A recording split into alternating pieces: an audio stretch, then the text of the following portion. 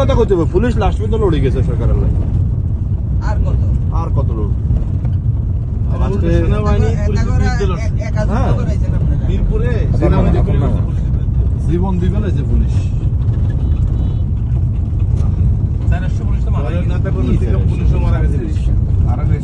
মারা গেছে 4 ভাগের 1 ভাগও প্রকাশ করে না। তবে পরিবর্তন দরকার ছিল, এটা একদম পরিবর্তন দরকার ছিল, কিন্তু এভাবে পরিবর্তন হবে ঠিক হয় পরিবর্তন হওয়া উচিত না। পরিবর্তনটা আমি ওই পতনের 2-3 দিনের মাথায় পোস্টার করে দিচ্ছি যে এই পরিবর্তন আশা করেছিলাম, কিন্তু এমন নোংরা এবং ন্যাক্কারজনক ভাবে না। এভাবে দেশটা উল্লঙ্ঘ করে পরিবর্তন করার দরকার ছিল। আচ্ছা, তুমি বলে তদন্ত সংস্থা জানা না, হ্যাঁ ওরা তো না জানে, ওরা 3 তারিখে কেন সাইনবোর্ড টেম্পেশন নামা গেছে। কে? পিবিআই 3 তারিখে সাইনবোর্ড টেম্পেশন নামা গেছে।